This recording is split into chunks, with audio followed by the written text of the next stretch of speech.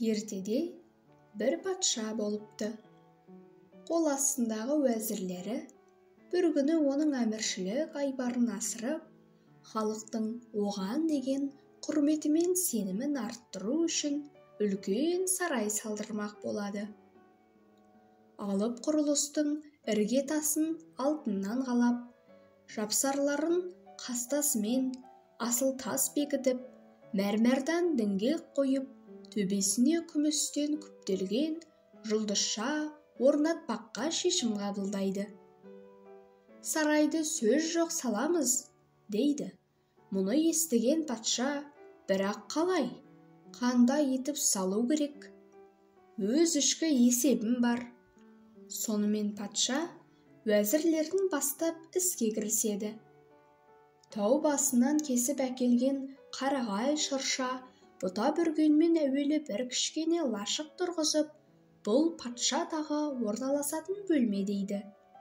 Артынша бірнеше бөлме лашық жасап, бұл уәзірлер жиналыс ашатын мәжіліс дейді. Оған іштей наразы болған қол астындағылар, тақсыр, жай бұқара тұрғаннан ешбір айырмасы жоқ, мұндай жаман лашықта тұрып, қалай айыбыңызды асқақтата аласыз дейді. Бұл сұраққа патша, қазір халықтың күн көруі оңай емес. Көптің есебінен алабажақ сарай тұрғызса обал емес пе? Қарамағындағы елге ауыртпалық әкелген патшада ешқандай айбын болмайды. Жұрттың уайымын сейілтіп, жеңілдік сыйлау бұл нағыз билеушінің істеуге тиісті ісі деп жауап береді. Сөзін айтып бола сала, аймақтарға барып халықтың жағдайымен танысуға бірнеше уәзірін ертіп жолға шығады. Бір күні патша жол бойында ыңырсып жатқан бір малшыға кез болады. Не болды? Деп сұрайды, одан мейірі түсіріп. Қарным ашты, дейді малшы зорға тіл қатып. Патша оған өзінің жолға алған азығын береді. Мынаны же, сені аш қалдырған менмін, дейді бәйек болып. Патшаның бұл мейірімділігіне қатты тебіренген малшы көзіне жас алып, ұсынылған асты қақалып шашалып жей бастайды. Қасындағы уәзірлеріне бұрылған патша, маған тиесілі азық-түліктен бір бөлігін алып, ашыққа жұртқа таратыңдар дейді бұйырып. Одан өзіңіз қайтесіз, дейді уәзірлері. Менің ас-суымды сұйықтау етіп ішіп, жабайы жемістен көп жесем жетіп жатыр, дейді патша. Мұны естіген уәзірлер әміршілеріне ұқсап өздерінің азықтарынан бір бөлігін алып, ашыққан елге үлестіріледі. Екінші күні патша мен уәзірлері жұпыны бір ауылының маңынан өтеді. Құдық бар екенін көрген олар су ішуге аялдайды. Қақпаға жақындағанды көрген әлде бір қыз, үйде апам жоқ, ішке кірмеңдер, дейді дауыстап.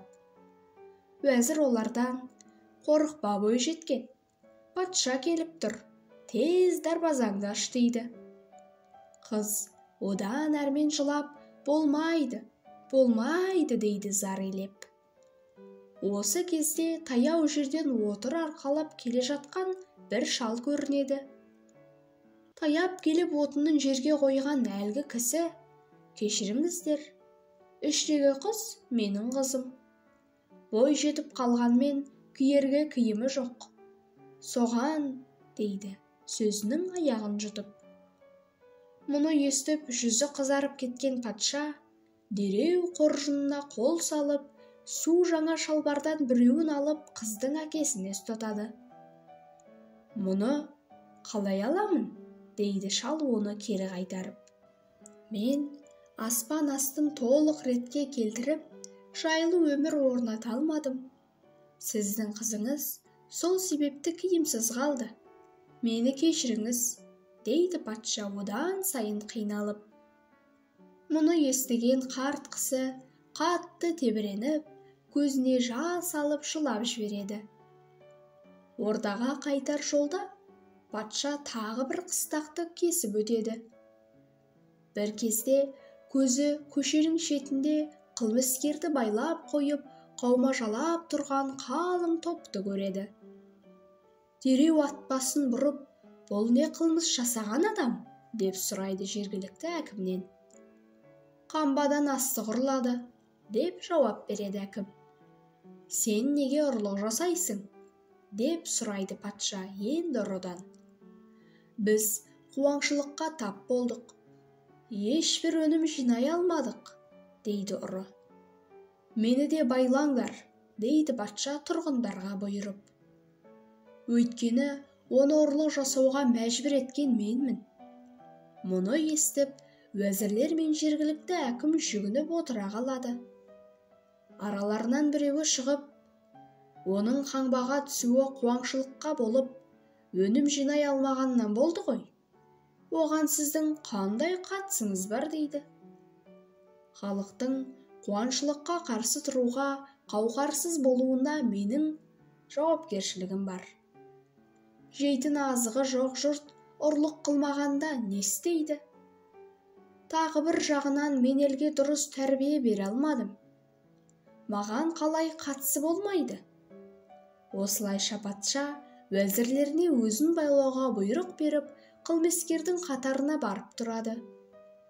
Төрт төңіректен ағылып келген ел оны көріп қайран қалады. Патша халқын аралап қайтып келген соң, үлкен лашыққа жиналысқа шақырып, уәзірлеріне біреулер аш, біреулер жалаңаш жүр. Жұрт амалсыз қылмысқа барып жатыр. Мұның бәрі менің жіберген қателігімнің салдары, дейді. Мен кемшіліктерімді мойныма алып, халықтың алдында есеп беремін, деп жауап қайтарады. Бірнеше күннен кейін орда сарайының сол жақ қабырғасына үлкен барабан орнатып, бұқара халықтың келіп, соғып, наразылықтарын білдіруіне мүмкіндік жасайды. Ал оң жақ қабырғаға жалпа тақта орнатып, онда жұрттың жиылып, патшаның жіберген қателіктерін сынап жазуына жағдай туғызады. Бұл арада қате сөйлеген сөзге, қисық айтылған сынға жаза жоқ деп кеңшілік беріледі. Патша өзіне қатысты халқын, ұлтын қалтқысыз сүйінгендіктен күнделікті тұрмыста өте қарапайым, өзіне қатаң сыншы болады. Соның арқасында қара орман жұртының құрмет, сүйіспеншілігіне бөлінеді. Оның әділ де, дана жетекшілігіне қалың бұқара да аузы асқа, иіні киімге жарып, бақытты тіршілік кешеді.